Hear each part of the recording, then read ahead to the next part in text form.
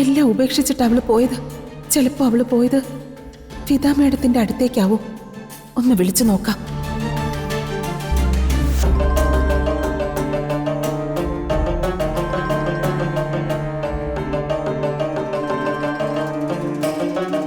Hello hello, Fida madam അല്ലേ? ആ അതെ, ഞാൻ രാധിക മോളുടെ അമ്മയാ. രാധിക അവിടെ വന്നായിരുന്നോ? ഇല്ലല്ലോ. എന്താ പറ്റി? അത് ഇന്നലെ രാത്രി മുതലേ മോളെ ഇവിടെ കാണാനില്ല.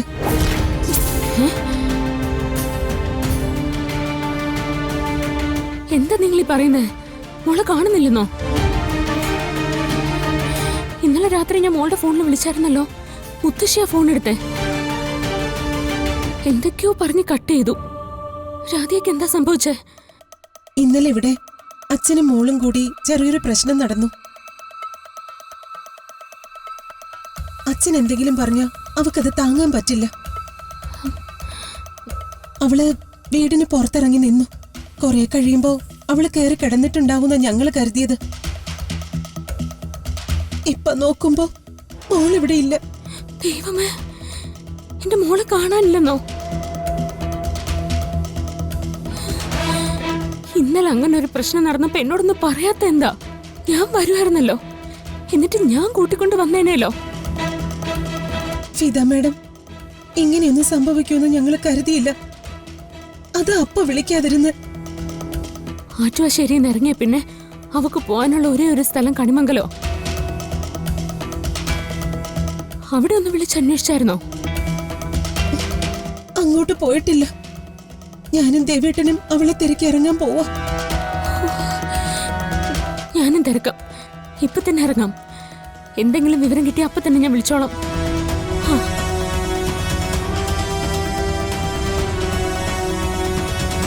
എന്താ എടുത്തേ, ആറ്റുവാശ്ശേരിയിൽ അച്ഛനും രാധികയും തമ്മിൽ ഇന്നലെ എന്തോ പ്രശ്നം ഉണ്ടായെന്ന്. രാധിക വീട്ടിന് പുറത്തിറങ്ങി നിന്നു, പിന്നെ കണ്ടില്ല എന്ന്. എന്ത് ഉത്തരവാദിത്തം അവർക്കുള്ളത്? ഒരു പെൺകുട്ടി പാതിരാത്രി പുറത്തേക്ക് ഇറങ്ങി നിന്നിട്ട് അവർ രാവിലെയാണ് തിരക്കേണ്ടേ? ഈശ്വര, അകത്ത് കയറി കിടന്നിട്ടുണ്ടാവുമെന്ന് വിചാരിച്ചു എന്ന്.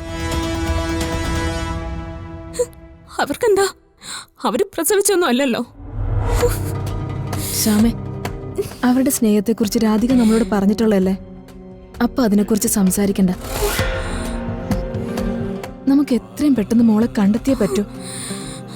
എടുത്തി ഇറങ്ങ, എവിടെയായാലും കണ്ടുപിടിച്ചേ പറ്റൂ.